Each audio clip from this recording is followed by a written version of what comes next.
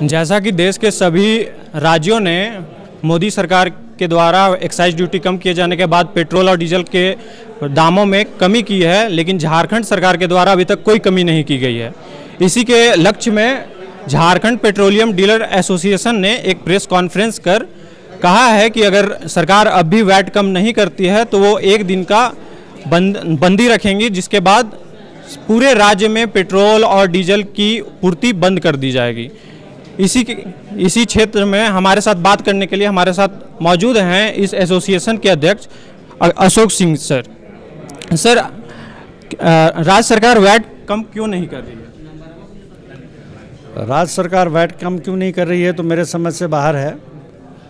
हम लोगों ने पूरा आंकड़ा दिया है सरकार को कि सरकार अगर वैट में कटौती करती है 5% की तो सरकार को 600 करोड़ सालाना अतिरिक्त राजस्व मिलेगा। ये बात पूरा देखिए, इस डेटा में हम लोगों ने इसको पूरा डिटेल्स हमने लगाया हुआ है कि किस प्रकार जो बड़े ग्राहक हैं वो बंगाल से, उत्तर प्रदेश से डीजल लेकर के आ रहे हैं।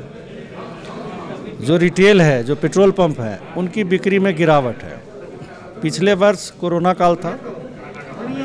कोरोना जैसा महामारी के बीच जब सारी चीज़ें ठप पड़ी हुई थी, उस वक्त भी हम लोग 1,26,000 किलोलीटर महीने का बेचते थे, लेकिन आज हम बेच रहे हैं 1,15,000। तो ये कहीं न कहीं जो सरकार की नीति है उसी का परिणाम है।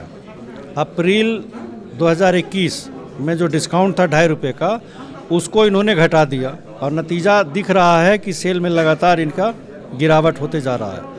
पिछले महीने नवंबर की अगर हम खाली बात करें तो नवंबर 2020 में 1,39,000 किलोलीटर तेल बिकता था और इस बार 2021 1,12,000 बिका है। तो आप देख लो कि कितना बड़ा गैप हो रहा है।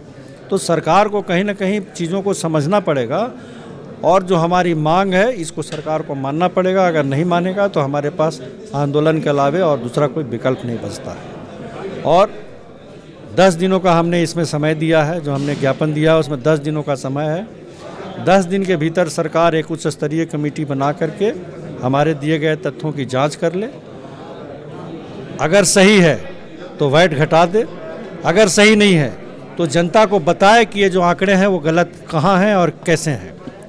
सार्वजनिक रूप से लोगों को बताए, हम लोग अपनी मांग को वापस ले लेंगे। लेकिन अगर सही है तो फिर सरकार हमारी मांग को माने और वैट में कटौती करे। अगर नहीं करती है, 10 दिनों के भीतर कमेटी बना करके इस पर कार्रवाई नहीं करती है तो फिर हम लोग के पास आंदोलन करने के सिवाय कुछ नहीं बचता है। हम 7 दिनों का जनजागरण चलाएंगे पूरे प्रदेश में, पब्लिक को लिफलेट देंगे, लिखित रूप से पब्लिक को बताएंगे, जो आंकड़े सरकार को दे रहे हैं वो जनता को बताएंगे। और 20 तारीख तक हम इंतज़ार करेंगे। अगर सरकार इस पर अमल नहीं करती है तो 21 तारीख को एक दिवसीय नो परचेज नो सेल पूरे झारखंड में पेट्रोल पंप करेंगे। पूरी तरह से पेट्रोल पंप बंद रहेगा। इसके अलावे जो सरकार पेट्रोल पंपों से उधार में तेल खरीदती है, बकाया है, करोड़ों रुपया बकाया है, महीनों तक उसका भुगतान नहीं होता है। कोविड काल में जो बसों में इस्तेमाल हुआ जिससे लोगों को घरों तक पहुंचाया गया, उसका भी पैसे का भुगतान अभी तक पेट्रोल पंपों को नहीं हुआ है। पिछले चुनाव का पैसे का भुगतान नहीं हुआ है। जो रोज़मर्रा का तेल प्रशासन खरीदता है, चाहे पुलिस हो या डीसी हो, जो भी डीजल पेट्रोल खरीदते हैं उसका महीनों महीनों भुगतान नहीं होता है। उसका 15 दिन के अंदर में भुगतान की हम लोगों की मांग है। उसका भुगतान ये लोग करें, नहीं तो हम लोग सरकार का आपूर्ति बंद करेंगे। इसके अलावे एक और मांग हम लोगों ने दिया है कि अभी डीजल, एक नकली डीजल आप कह सकते हो, बायोडीजल के नाम पर इंडस्ट्रियल ऑयल बोल करके यहाँ 72-73 रुपये लीटर बेचा जा रहा है, जो बड़े ग्राहक हैं उनको, जो कि पॉल्यूशन ज़्यादा फैलाता है। उस पर हम लोगों ने कार्रवाई की मांग की है कि सरकार इस पर जांच करे, क्योंकि गुजरात वगैरह में इसको बैन किया गया है। गुजरात सरकार ने इस पर बैन किया है, बहुत सख्त कानून लाया है इसके खिलाफ।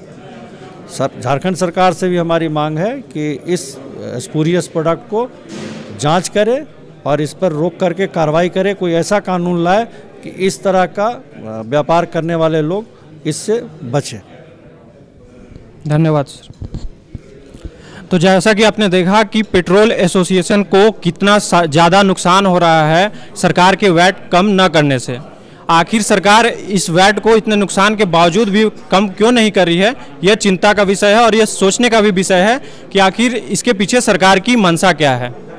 कैमरामैन संतोष कुमार के साथ प्रकाश, द न्यूज़ पोस्ट।